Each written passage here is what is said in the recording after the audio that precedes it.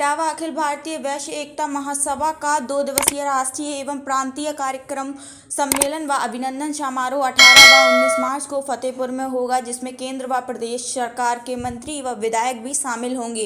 इनके समक्ष व्यापारी हितों के लिए विभिन्न महत्वपूर्ण प्रस्ताव पारित किए जाएंगे और राष्ट्रीय पदाधिकारियों की घोषणा की जाएगी।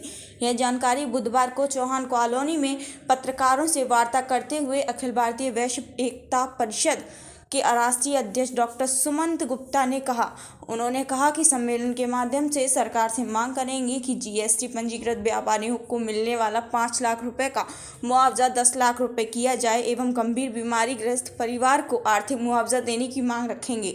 इसके अलावा जो व्यापारी पंजीकृत नहीं है एवं श्रम विभाग व बिजली विभाग में रजिस्ट्रेशन है, उसे भी प्रदेश सरकार गंभीर बीमारी में आर्थिक सहायता प्रदान करे। इन सभी मांगों को 2 दिवसीय सम्मेलन में रखा जाएगा। जिलाध्यक्ष हरिओम गुप्ता, जिला उपाध्यक्ष रामशरण गुप्ता, प्रदेश सचिव जय कुमार गुप्ता, राजेश कुमार अग्रवाल, राजेश गुप्ता, अर्पित पोरवाल, विशाल गुप्ता, अशोक गुप्ता, सोनू गुप्ता आदि मौजूद रहे।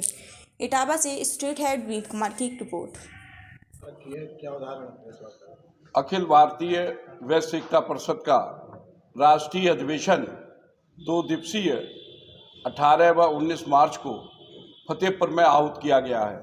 इस सम्मेलन में भारत सरकार के व प्रदेश सरकार के मंत्रीगण भाग ले रहे हैं। इसके साथ साथ विधायक लोग भी सादर आमंत्रित इस राष्ट्रीय अधिवेशन में किए गए हैं।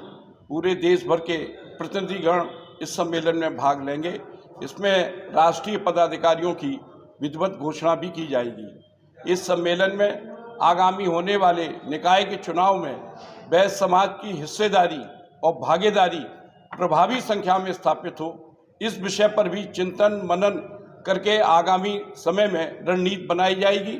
तथा भारतीय जनता पार्टी से मांग भी हम लोग करने वाले हैं कि आगामी निकाय के चुनाव में वैश्य समाज जो प्रभावी संख्या में रहता है, सरकार के खजाने में राजस्व देने का काम करता है, रोजगार के साधन मुहैया कराता है, उसको प्राथमिकता के आधार पर टिकट दिए जाए। क्योंकि विगत विधानसभा के चुनाव में अखिल भारतीय वैश्य एकता परिषद ने भारतीय जनता पार्टी का विधानसभा के चुनाव में खुलकर समर्थन किया था। उसी का परिणाम है कि आज सर्वाधिक संख्या में भारतीय जनता पार्टी ने विजयश्री प्राप्त की। इस आधार पर भी हम लोगों की मांग है, हम लोगों को टिकट दिए जाएं।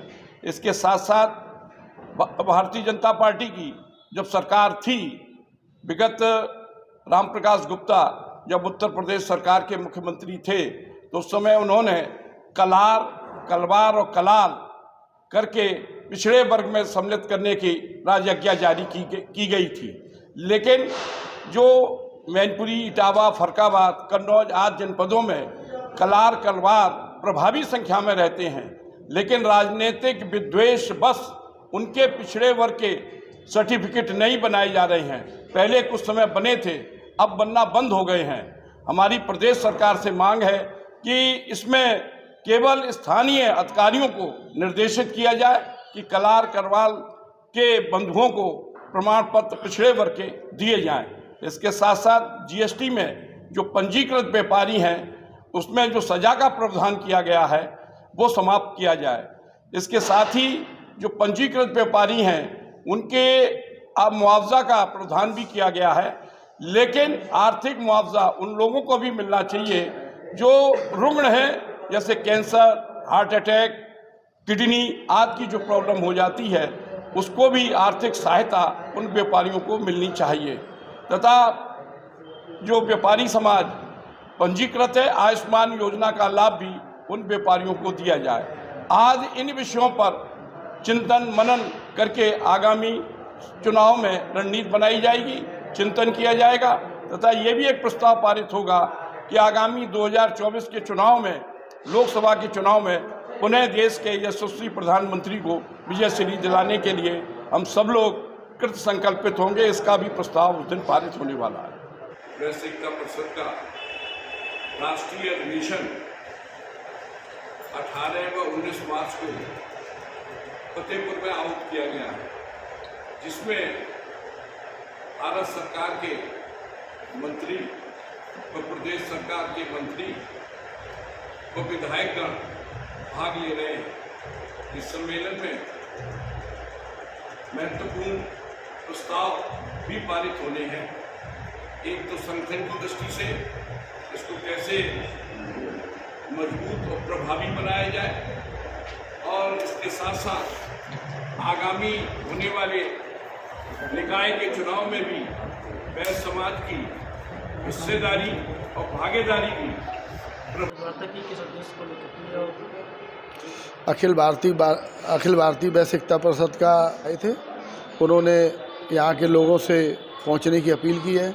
अखिल भारतीय वैश्य एकता परिषद भारतीय जनता पार्टी का हमेशा से समर्थक रहा है और अधिवेशन में मुख्य रूप से 2024 को चुनाव को लेकर आदरणीय मोदी जी को दोबारा से प्रधानमंत्री बनाने के लिए हम लोग कमर कसेंगे और उसमें आगे रूपरेखा तय की जाएगी कि आगामी 2024 में हम लोग किस तरह से मेहनत करें।